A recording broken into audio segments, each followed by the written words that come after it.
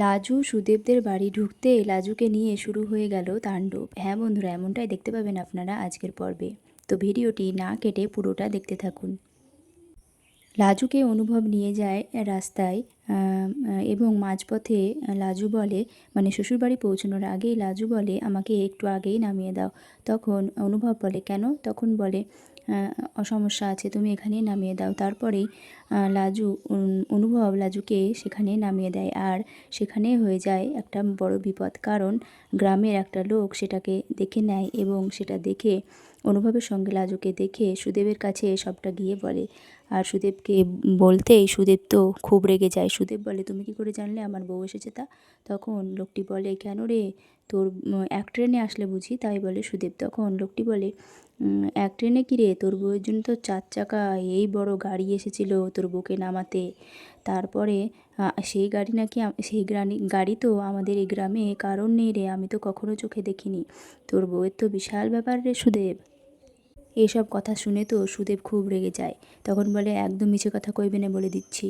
তখন লোকটা বলে মিছে কথা কেন কইব রে, তোর বউ কি আর তোর আছে? এইসব বলে সুদেবকে রাগিয়ে দেয় লোকটি আরও বেশি করে। লোকটি এও বলে যে তোর বউ যদি ভালোই হবে তাহলে তোদের বাড়ি পর্যন্ত কেন আসলো না ওই গাড়ি করে? কেন ওই লোকটি তোর বাড়ির আগেই তোর বউকে নামিয়ে দিয়ে চলে গেল? কেন তোর বাড়ি পর্যন্ত আসতে পারতো, কেন আসলো না তুই বল? তাই এসব বলতে থাকে সুদেবকে। ওদিকে লাজু বাড়ির গেট ঢুকতেই তার ননদ গেট খোলে এবং বলে এ কি বৌদি, তুমি একা চলে আসলে?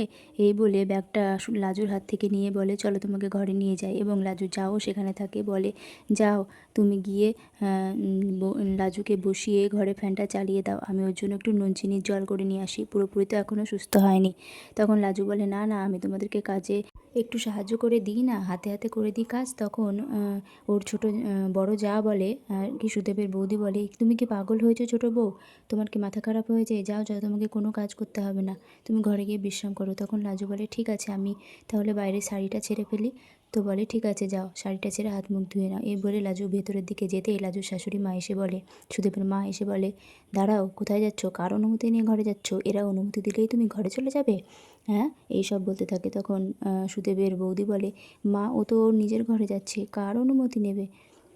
এমনকি সুদেবের বোনও তাই বলতে থাকে। তখন সুদেবের বোনকে ধমক দেয় সুদেবের মা। তখন বলে তুই বেশি বকিস নে, আমি যা শুধু মুখে মুখে তর্ক না, ছোটো বউয়ের হয়ে খুব ওকালতি করা, বাড়িটা কার, তোদের না আমার? এইসব বলে বকতে থাকে তাদেরকে। এবং সুদেবের বৌদিকে বলে খুব দরদ না ছোটো বউয়ের ওপর? নুন চিনি জল করে আনতে যাচ্ছিলে, আমাকে না জিজ্ঞাসা করে সব একা একা নিজে নিজে ওকালতি করা না?